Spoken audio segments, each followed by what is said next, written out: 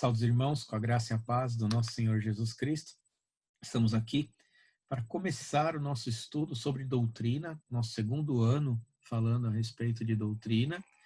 E hoje teremos uma aula bem introdutória, onde abordaremos questões a respeito do que iremos estudar daqui para frente nos estudos. Nós demos uma vista ano passado em questões muito particulares da fé reformada, e agora nós nos adentraremos de maneira mais profunda em alguns aspectos mais específicos da teologia, para que possamos ter um bom conhecimento a respeito das Escrituras, para então podermos adequar as nossas vidas à vontade do Senhor. Espero que vocês gostem. Esse estudo foi preparado justamente para o crescimento espiritual da nossa igreja, das nossas vidas, como indivíduos, para que possamos, então, conhecer o nosso Deus. É justamente a respeito disso que nós vamos falar hoje, a respeito do conhecimento de Deus.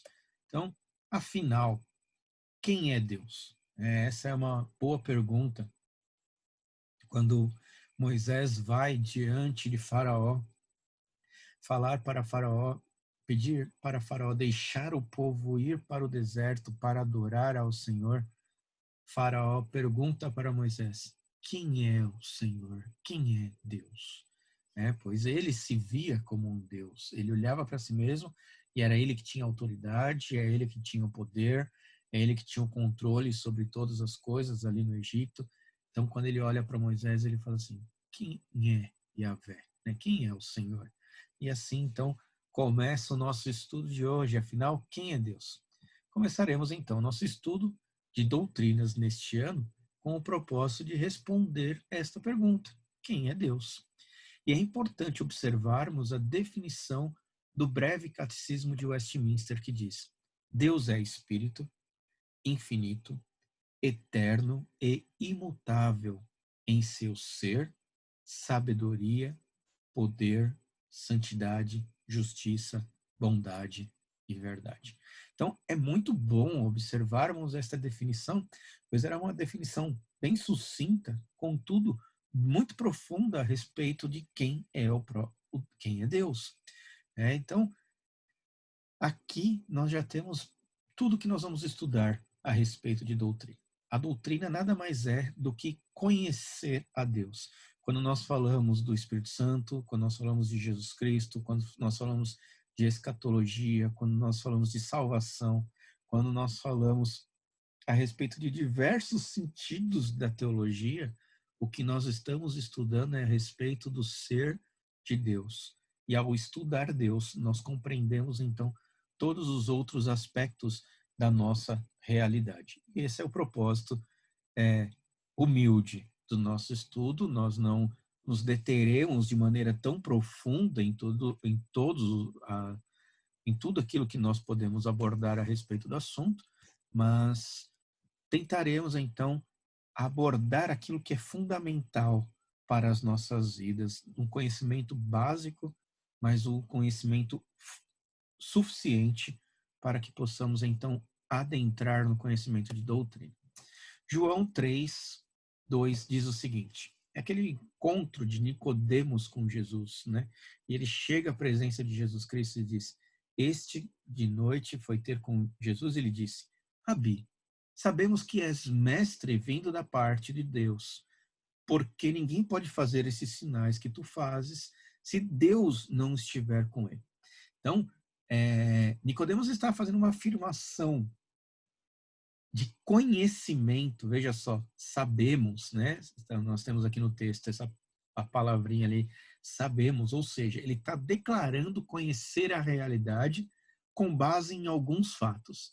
E esta é fundamentalmente a forma como nós humanos tentamos muitas vezes definir a nossa realidade. Nós julgamos que sabemos alguma coisa justamente por observar aquelas coisas e então definir aquelas coisas. Mas será que isso é o suficiente, O conhecimento de Nicodemos é formado pelo seu raciocínio com base em coisas visíveis. Só que existem muitas coisas que são invisíveis aos olhos. Então, muitos dos fatos já não seriam totalmente abordados, porque o que esses fatos representariam naquilo que é invisível, né? Então, será que é possível termos um conhecimento de toda a realidade? Alguns dizem que não, alguns dizem que parcialmente, alguns dizem, como nós vamos afirmar, que nós temos um conhecimento quanto maior a respeito da realidade na medida em que nós conhecemos a Deus. Então, o conhecimento de Nicodemos, por enquanto, é um conhecimento baseado somente naquilo que ele vê. Então, ele observava e via que Jesus fazia muitos milagres e que esses milagres eram sinais de que ele era enviado por Deus. Então, Jesus é aquele a quem ele deveria ouvir. Então, veja, ele está raciocinando a partir daquilo que é visível para ele. Então, Nicodemos observa a partir da sua percepção da realidade. Qual que é o problema disso, né? Qual que é o problema da razão? Bom, o problema é que a razão não é suficiente para se conhecer a realidade. Ela é insuficiente. A razão deixa tudo de maneira muito impessoal e transforma tudo em coisas. Então, quando a razão vai estudar alguma coisa, ela transforma aquilo em um objeto, em uma coisa. Ela é totalmente impessoal. Ela não leva em consideração, por exemplo, sentimentos. Ela não leva em consideração o ser. Ela não leva em consideração nada dessas coisas. Por quê? Ela está preocupada em conhecer.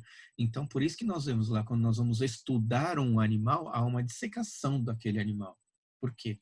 Minha preocupação não é saber a vida daquela coisa, mas como aquela coisa funciona, né? Nós vemos aí filmes, quando a gente vê ficção científica, e o homem anseia por ter um encontro com um alienígena, né? Até aquela história toda da Área 51, e que lá foram dissecados, tem alienígenas que foram dissecados, capturados e totalmente estudados, e justamente então o que está mostrando? A ciência não está preocupada de onde ele veio, por que ele existe, o que aconteceu. A ciência está preocupada em quê? Em compreender como aquelas coisas funcionam. A razão está preocupada em compreender como as coisas funcionam. Então, ela torna tudo muito impessoal, né? Então, aí a gente vai ver nações ricas aproveitando-se das mais pobres para a expansão da economia. Toda ali, quando nós estudamos histórias e vemos a escravidão, o que era aquilo? Nações que tinham algum tipo de poder militar, que invadiu a região em um determinado momento, passou então a escravizar aquelas pessoas justamente para adquirir lucro, para adquirir posses, para adquirir coisas e fazer com que seu reino fosse maior. Então, nações ricas aproveitando-se das mais pobres para a expansão da economia. Nós temos também grupos ideológicos manipulando pessoas para seus próprios interesses. Então, o grupo ideológico tem uma ideologia que ele acredita que aquilo vai fazer com que tudo seja diferente. E para que alcançar aquilo ali, não importa o caminho que eles vão ter que traçar, porque eles entendem que eles precisam chegar em determinado nível de conhecimento. E não importa o caminho que eles vão passar. Então, eles manipulam as pessoas, manipulam o que for necessário, rompe com princípios e tudo mais. Por quê? Porque eles querem satisfazer os seus próprios interesses, porque alcançar as suas ideologias é mais importante do que respeitar as pessoas. Então, isso envolve a razão, né? E nós temos lá estudos, né? Por exemplo, Skinner na universidade, estudos universitários como Skinner, que procura condicionar as pessoas para o bem da sociedade. Então, veja, ele não está respeitando a sua liberdade. Ele quer, então, instrumentos midiáticos, instrumentos políticos, instrumentos diversos aí, que vão tentar condicionar as nossas vidas, a nossa mente e o nosso agir, justamente para tentar adequar a sociedade a um determinado aspecto, a uma determinada forma, para que então haja um progresso de alguma maneira.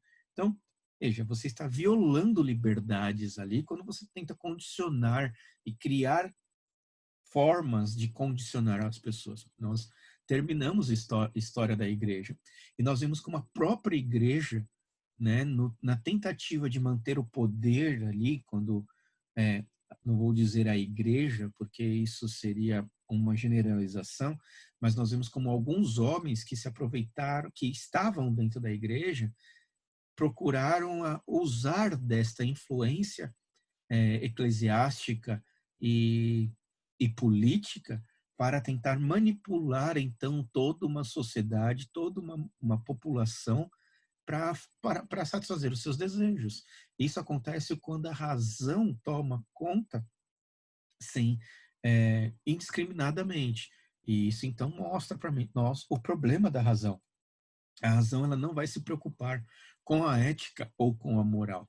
Ela se importa com os objetivos. E se ela precisar romper com princípios éticos ou morais, ela vai romper. Ela é fria, né? A razão, ela é fria, ela é calculista. Ela preocupa-se apenas em alcançar seus objetivos. Não importa quem você, não importa com quem, né, quem você seja, desde que não se importa com você, desde que haja avanço, né? O que é importante para a razão é ter progresso, é avançar, é continuar adquirindo conhecimento. Né? É totalmente frio. Né? E neste pensamento racional, houve uma reação contrária a isso. Né? As pessoas começaram a perceber o quanto ela era fria e calculista, o quanto ela se aproveitava das pessoas, o quanto ela manipulava as situações, né, para poder alcançar os seus objetivos. Então, sempre há um momento reacionário quando alcançam o extremo. Então, muitos buscam a realidade, né, enquanto a razão procura compreender a realidade com base nos fatos, outras pessoas, né, começaram a buscar a realidade por meio da experiência emocional. Então, tudo aquilo que foi abandonado, que é abandonado pela razão, é abraçado por essa nova forma de reacionária, né? Que seria o quê? Um abandono completo da racionalização e um abraçar completamente a emocionalização. Então, há o culto às drogas. Então, por que as pessoas usam drogas? Porque elas experimentam, né? Há uma experiência, né, de vida ali. Acredita-se que você pode alcançar um nirvana, né, um estado superior por meio do uso dessas drogas, né? Há uma redescoberta das religiões orientais, então você vai ter meditações transcendentais, aqueles autoesvaziamento para tentar alcançar o cosmos e então você se tornar livre dessas questões materiais. Veja, tudo isso são questões de experiência. A pessoa está tentando sentir na pele, né? Sentir no corpo.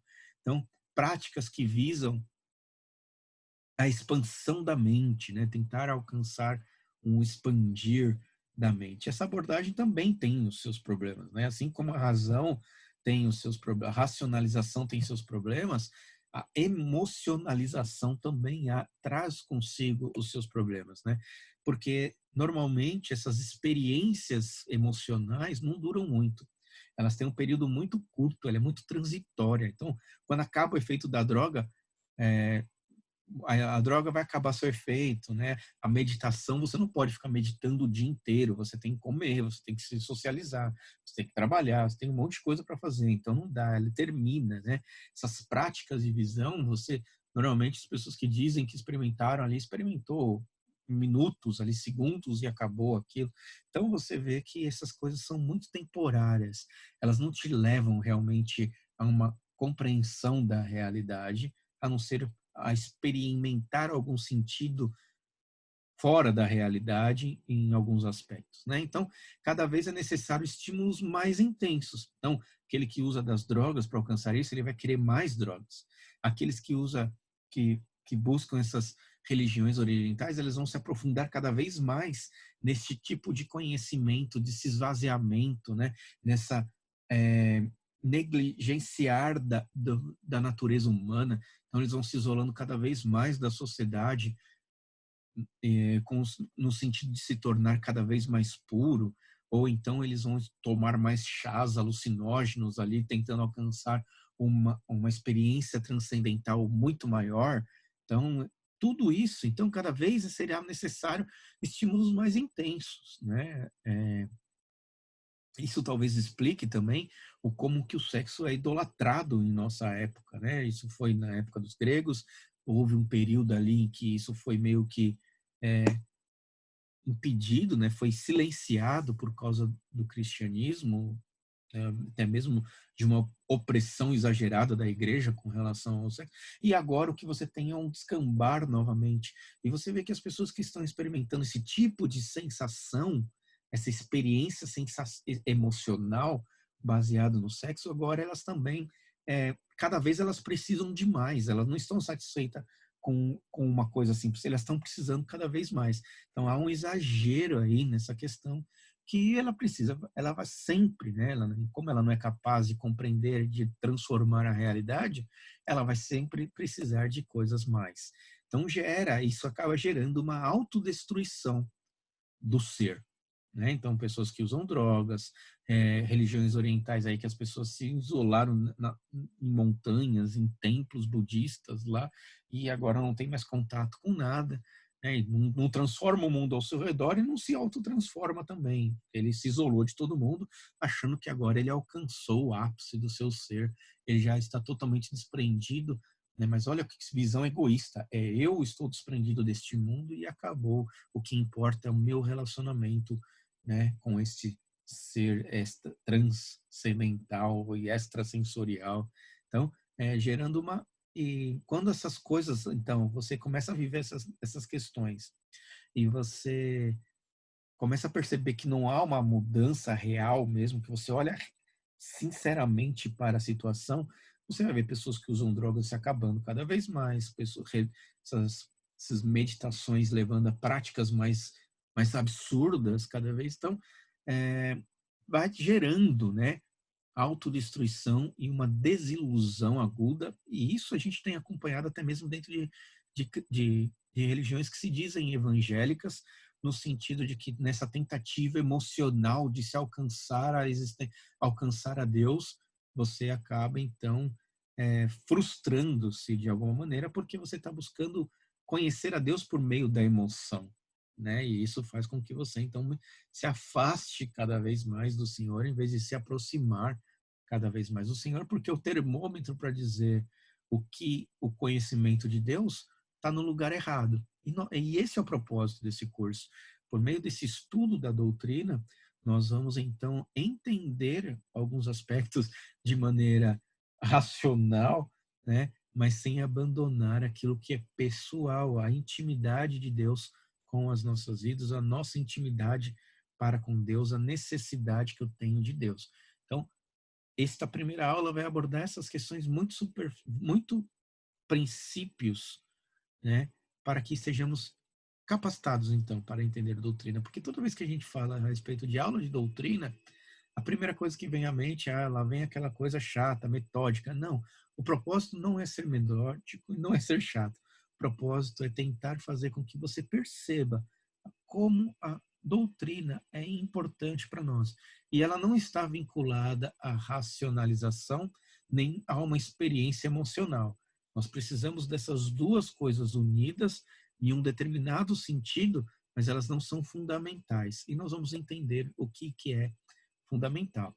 Então, terminando aqui essa parte, né, dessa abordagem dos problemas da emocionalização, ela promete uma percepção melhor da realidade, mas ela é incapaz de produzir um conteúdo racional, como eu falei. Então, será que existe um outro caminho? Se a racionalização não é o caminho e a emocionalização, que é o sentido oposto, também não é o caminho, será que existe um caminho? Bom, qual que é o terceiro caminho? Sim, existe um Deus que criou todas as coisas e que dá significado à sua criação.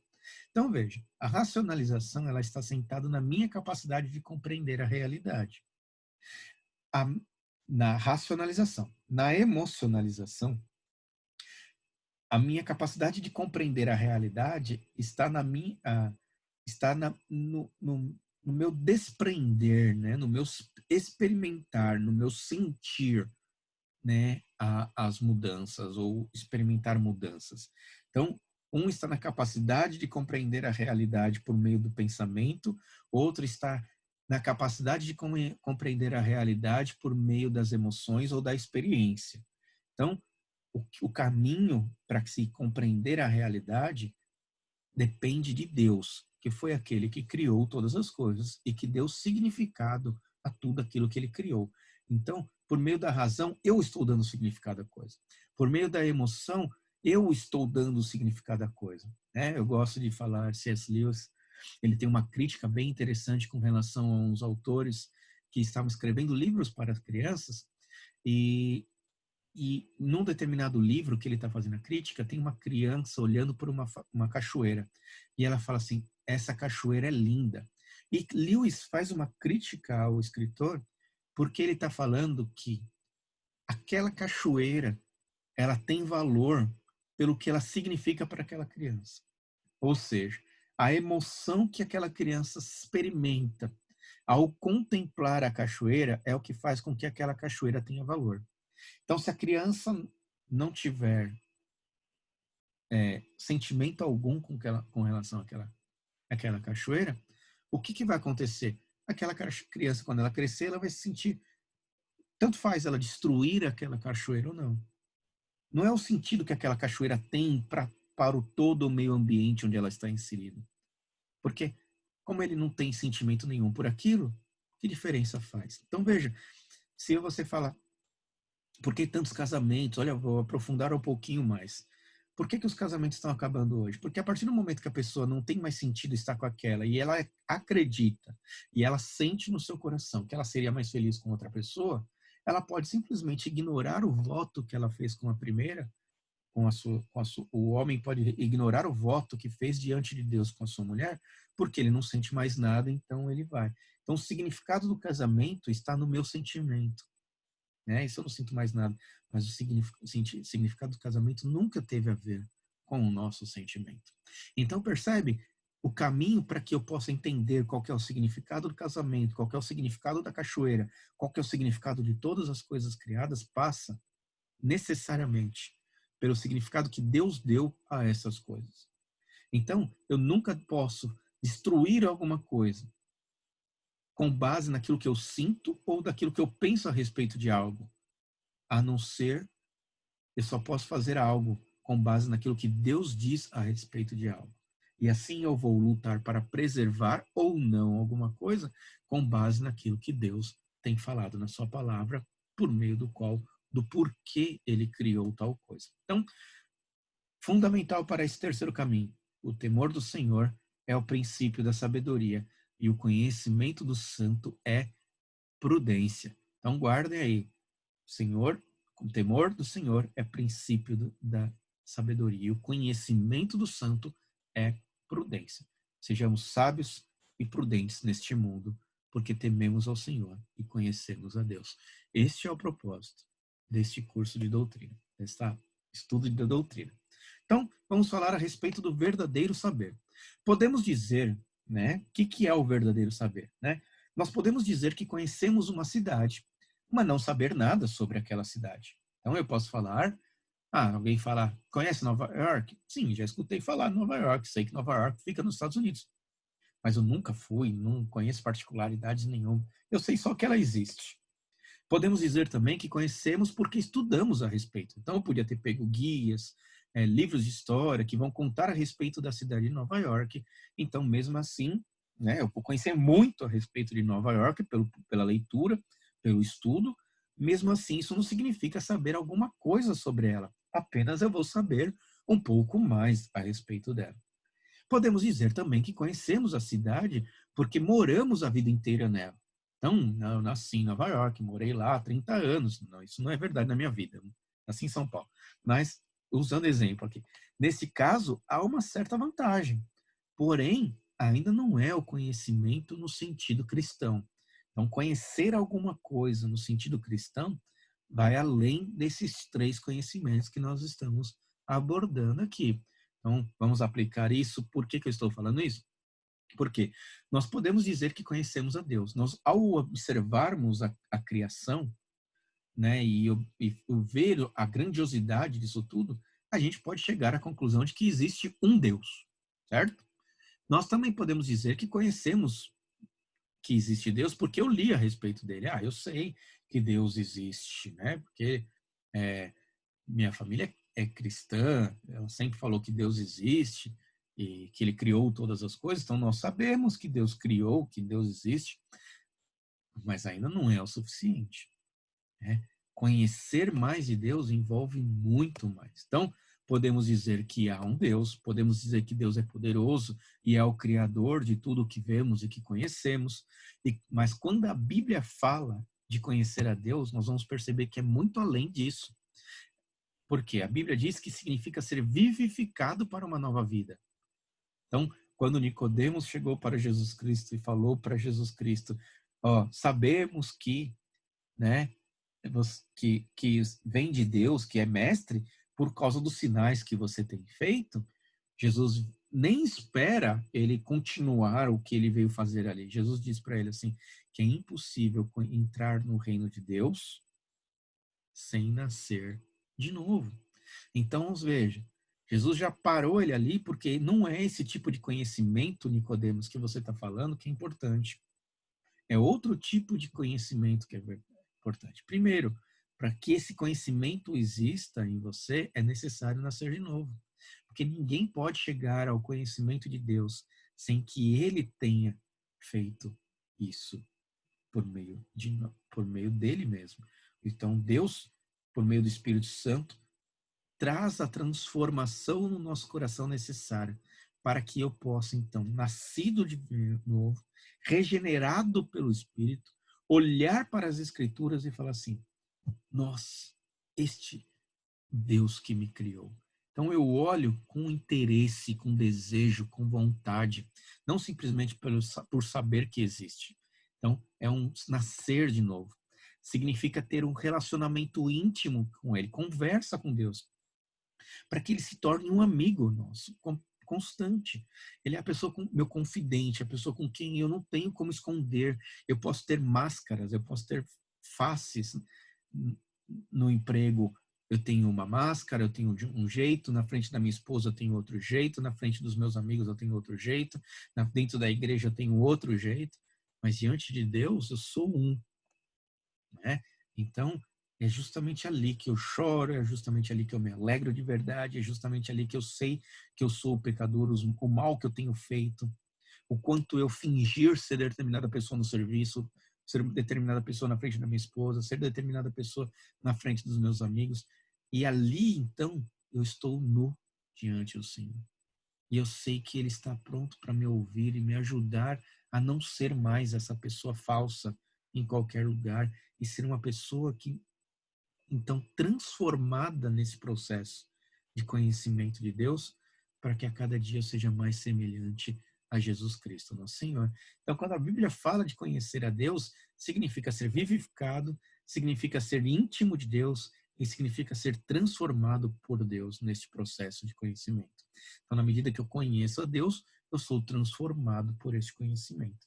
Então, não é um conhecimento simplesmente de saber que existe Deus e que Ele é poderoso e criador. É um conhecimento que então transforma a minha vida, que muda o meu viver. É esse tipo de conhecimento de Deus que nós vamos ter que abordar aqui. Então, o que envolve conhecer a Deus? Primeiramente, o conhecer a Deus envolve ouvir a palavra de Deus e recebê-la como o Espírito Santo a interpreta em aplicação a si mesmo. Então, ouvir a palavra de Deus e recebê-la da maneira que Deus quer que nós compreendamos. Não usar a palavra de Deus para conseguir alguma coisa. Às vezes a gente vê pessoas que abrem a Bíblia assim e falam assim, Senhor, fala comigo hoje, né?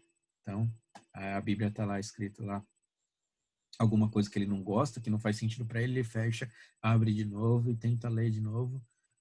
Lê outro texto lá que ele não gosta também, não é exatamente o que ele está procurando, ele fecha, deixa lá, vai ler mais tarde, porque Deus não está falando nada com ele naquele momento, porque só interessa aquilo que ele quer ouvir. Né? Não, não é isso. Significa parar, meditar, estudar, né, a respeito disso. Muitas vezes a gente vai fazer a devocional e pega Davi falando ali a respeito sobre os inimigos dele que estão cercando e o desespero que ele tem passado. E a gente olha para aquele texto e fala assim, eu não tenho inimigos me cercando, eu não estou passando por isso que Davi está passando aqui, e não tem nada a dizer a mim isso aqui, esse texto. mas deixa de olhar para o relacionamento de Davi com Deus. A certeza que Davi tem de que Deus vai auxiliá-lo. A certeza que Davi tem de que Deus é um Deus presente, como ele é um Deus que ouve. Então você deixa de ouvir essas coisas para que no momento em que você esteja em dificuldade, você ter a mesma certeza que Davi teve. Então ouvir a palavra de Deus e recebê-la como o Espírito Santo a interpreta, e não do jeito que eu quero, em aplicação a si mesmo, aplicando-a em minha vida. Então, segunda coisa que envolve conhecer a Deus é observar a natureza e o caráter de Deus conforme a sua palavra e obras o revelam. É interessante quando você pega alguns aspectos bem polêmicos a respeito da palavra de Deus e você fala assim, Deus diz assim. A pessoa fala assim, mas eu não acho que é isso. Sabe por quê? Ela começa a dar todas as razões dela, por que ela acha que não é daquela maneira. Mas ela não está observando Deus, ela está observando a realidade, racionalizando com base daquilo que ela entende da realidade, uma realidade extremamente limitada, uma realidade que muitas vezes não condiz com o todo, né? Simplesmente reducionista, em comparação com querendo argumentar com Deus, que é o Deus criador de todas as coisas. Então, observar a natureza e o caráter de Deus conforme a sua palavra e obras revelam. Não conforme eu racionalizo ou experimento Deus. É conforme a palavra de Deus. A Bíblia é a nossa regra de fé e prática. Ela é autoritativa, ela é inerrante, é ela que vai nos falar a respeito de quem é Deus, porque a palavra de Deus é o meio pelo qual Deus se revelou a nós, escolheu se revelar a nós. Não é por sonho, não é por revelação de que apareceu para alguém, Deus falou a alguém, falou para outro, falou. Não, a palavra dele é autoritativa, não o que os outros dizem. Né? Então, observar a natureza e o caráter de Deus conforme a sua palavra. Terceiro, aceitar seus convites e fazer o que ele manda, obediência. Né? Ler, compreender, e às vezes nem compreender, mas saber que Deus é suficiente e soberano sobre todas as coisas, eu descanso e obedeço, mesmo que eu não conheça, não compreenda como um todo. E quarto, reconhecer e alegrar-se no amor que ele demonstrou ao se aproximar de alguém e atraí-lo para esta comunhão divina. Então, a alegria de eu poder, quando eu leio a história de Abraão, e eu vejo que Deus foi até Abraão e falou, sai da tua terra, da tua parentela. Veja, Deus saiu do seu poder para vir até nós, homens insignificantes, e falar, sai da tua terra e eu vou te mostrar o lugar para onde você tem que ir. E Abraão prontamente obedeceu e foi. Né? Então, Deus vem se alegrar com este... Deus não precisa de nós. Há alguns teólogos aí, alguns pastores aí que têm aparecido na mídia, que falam que Deus precisa de nós. Deus não precisava de nós. Ele escolheu vir nos salvar. É diferente de ele precisava nos salvar. Totalmente diferente. Deus não precisava nem mesmo ter criado, ele é suficiente em si mesmo. Mas ele escolheu nos criar. Né? Então, por isso devemos nos alegrar, não só de que ele nos criou, mas como também, mesmo depois do pecado, Deus ainda procura a nós, procura nos reunir debaixo de suas asas. Então, esse é o propósito que envolve conhecer a Deus. Então, por que devo conhecer a Deus? Porque o conhecimento de Deus é importante para entrar na vida eterna. O conhecimento de Deus nos leva ao conhecimento de nós mesmos. Tem pessoas gastando fortunas aí para poder, com psicólogos, psiquiatras, com meios de meditação para tentar introspecção, para conhecer a si mesmo. Só que eu, sem Deus, eu vou me conhecer por meio do ambiente onde eu estou inserido, no mínimo. Se eu mudar de lugar, eu vou perceber que eu sou uma pessoa completamente diferente daquela que eu era no outro lugar, porque o ambiente ao meu redor já é diferente. Eu perdi o referencial do que é ser. Quando você muda de grupo, você está num determinado grupo, por que a gente tem várias faces, né? Uma face na empresa, uma face dentro de casa, uma face dentro da igreja. Por quê? Porque são ambientes diferentes. Ambientes que são aceitos dentro da igreja não são aceitos dentro da empresa. Que são aceitos dentro da empresa não são aceitos dentro de casa. Que são aceitos dentro de casa, que são aceitos dentro da empresa não são aceitos dentro da igreja. Então a gente vai oscilando. Então percebe? Por isso que a gente fica perdido de saber quem nós somos, quem deixamos de ser. E a única forma de nós conhecermos a nós mesmos é conhecendo aquele que nos criou, porque ele determinou quem eu sou. E aí eu consigo perceber o quão distante eu estou daquilo, do propósito de Deus para minha vida. E aí eu entendo a necessidade que eu tenho de Cristo. Então eu preciso conhecer a Deus para conhecer a mim mesmo. O conhecimento de Deus também nos, nos dá conhecimento, nos dá conhecimento deste mundo. Então, quando eu olho para a cachoeira, quando aquela criança olha para a cachoeira, ela não vai falar que aquela cachoeira é linda pelo que ela sente, mas eu posso olhar para a cachoeira e olhar para a natureza e ver a grandiosidade do Deus e perfeição do Deus que criou todas essas coisas. Quando eu olho para o tigre, né, não é uma preferência entre o tigre e o leão. Ambos são maravilhosos porque Deus os fez com um propósito diferente. Deus os fez com características diferentes. São felinos, mas são diferentes, habitam em lugares diferentes, caçam de maneiras diferentes, se agrupam de maneiras diferentes. Então, o leão vive numa sociedade complexa, enquanto o tigre vive isolado, sozinho, se juntando para a procriação. Então, você percebe diferenças, isso tudo. Então, não é, eu prefiro o leão porque ele é um ser mais sociável, que uma sociedade complexa. Não, ambos são belíssimos nas suas diferenças, nas suas semelhanças. Então, o conhecimento de Deus nos traz conhecimento deste mundo, né? Ele nos aponta o passado, nos aponta para o futuro deste mundo. Nós podemos olhar e ver como esse mundo foi criado, ver a história e ver como a humanidade foi se deteriorando com o passar do tempo e que Deus interveio neste mundo, interviu neste mundo, justamente para quê? Para impedir que o mal crescesse e abundasse. É Deus que impede o mal. E nós sabemos que este mal terá um fim, que Jesus Cristo retornará e que Deus transformará todas as coisas e então habitaremos eternamente na sua presença. É o conhecimento que Deus nos traz a respeito deste mundo. Nós sabemos que as coisas não ficarão melhor pela ação humana, mas nós lutamos para melhorar este mundo porque é uma obrigação nossa. Todas essas coisas nós só vamos aprender a partir do momento que eu olho para Deus. Eu posso simplesmente dar de ombros, isso daí não é problema meu. Mas quando eu vejo algum problema neste mundo, eu posso dar de ombros, isso não é problema meu. Mas quando eu olho para as escrituras e lá está escrito assim que Deus deu o governo deste mundo para que o homem colocou o homem neste mundo para governar e guardar, eu vejo que eu tenho uma obrigação de cuidar. Então, aquilo é problema meu, sim. Eu tenho que ir lá e resolver aquele problema. Eu não posso dar de ombros para os problemas que estão acontecendo ao meu redor. Então, é o conhecimento de Deus que vai me dar isso.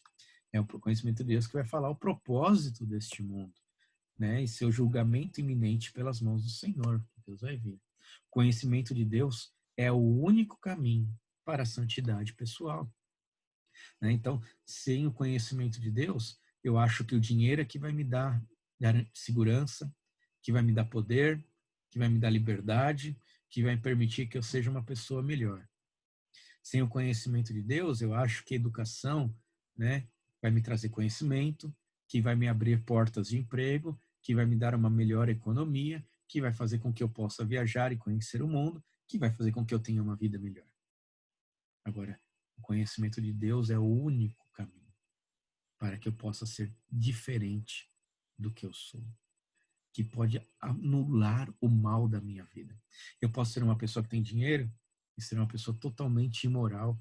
Eu posso ser uma pessoa que tem conhecimento, que tem estudo e ser uma pessoa totalmente imoral, totalmente egoísta, totalmente que se preocupa nada com o próximo. Mas a partir do momento que eu tenho conhecimento de Deus, eu percebo que eu preciso das outras pessoas e as outras pessoas precisam de mim e eu peco contra Deus e no meu pecado eu faço mal para as pessoas ao meu redor, que eu tiro a esperança das pessoas que convivem comigo e que então é justamente por meio deste conhecimento de Deus, que ao perceber este mal em minha vida, que eu consigo olhar para o Senhor e ser transformado por Ele. E assim, então, viver em novidade de vida. O conhecimento de Deus é importante para nos tornar fortes, Porque normalmente quando a gente cai, tropeça e a gente percebe isso, pessoas que têm muito dinheiro entram em depressão. Pessoas que têm pouco conhecimento, que acabam se marginalizando, que têm pouco estudo, acabam se marginalizando. Pessoas que têm Deus, mas têm pouco dinheiro e pouco estudo, eles não vão cair nisso, pois eles sabem que Deus está cuidando de todas as coisas. Então, qual é a maior ciência que nós temos? O que nós vamos aprender? É o quê? Nós vamos aprender a conhecer a Deus no sentido mais completo possível para um estudo tão breve. Certo? Vinde a mim, todos os que estáis cansados e sobrecarregados, e eu vos aliviarei. Tomai sobre vós o meu jugo e aprendei de mim, porque sou manso e humilde de coração, e acharei descanso para a vossa alma. Vamos aprender a conhecer a Deus. Todo cristão deve buscar esse objetivo com confiança. Deus prometeu que aqueles que o procuram o encontrarão. Minha proposta para este período que estaremos estudando a respeito de doutrina: dediquem-se ao conhecimento, não percam as aulas, buscam mais conhecimentos além destes que eu estou dando somente no domingo. Procure estudar a Bíblia constantemente, devocional, oração, comunhão com os irmãos, interação, né, com a palavra de Deus, com relação à aplicação dela na sua vida particular. É necessário este conhecimento. Bom, esse foi só uma introdução do que nós veremos daqui para frente. Que Deus os abençoe, um ótimo domingo a todos e até a noite, se Deus assim permitir.